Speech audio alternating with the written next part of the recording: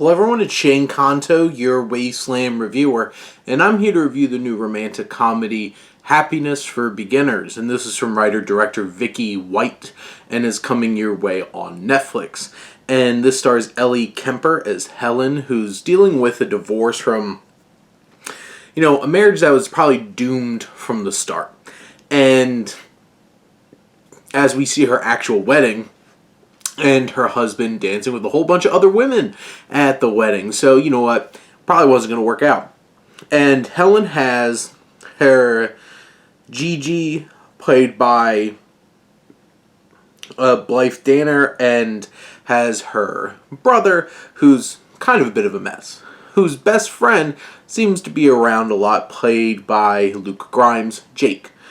Now, Helen decides to go on this hiking trip to, find happiness, self-discovery, and who winds up on this trip as well? Jake. And over the course of these weeks that she's away, she starts to see herself grow. She is challenged in these experiences off in the woods, and you see her grow, and maybe these two grow even closer together. And you could tell from the start, you know exactly where this is going. You know exactly who's going to wind up together. And you can tell what Jake's real motivations are throughout the whole thing. And, this definitely wasn't an accident that they both wound up at this place. And so you definitely feel a lot of those very expected beats. I do feel like there are some narrative beats in terms of the trip that some of them can be a little bit unexpected and are really good moments for Kemper to shine and to see Helen grow and be challenged along the way.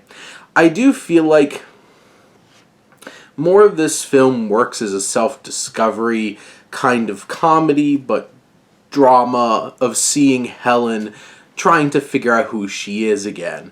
And I think those elements work best because Ellie Kemper gives a strong performance. She isn't over the top as she is in The Office or Unbreakable Kimmy Schmidt. There's a subtlety in her performance, and the humor works, her presence works, and I really enjoyed her in this film. Grimes, I think, is solid. I don't think he does anything particularly interesting with his performance with this character Jake to stand out in that way. Nico Santos is an over-the-top kind of character who's definitely there for more comedic relief, and you enjoy his presence.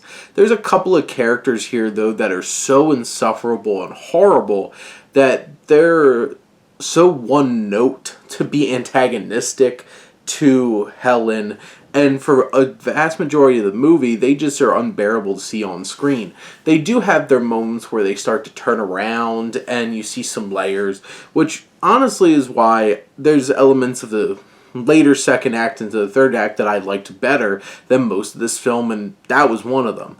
But there are some good standouts too. I think Siobhan Webster, who plays Wendy, she is an interesting character. She kind of feels like the one who really should be running this thing and really trying to inspire people. But, the humor I think works fine. Most of it lands a decent amount. I think there's some solid emotion here.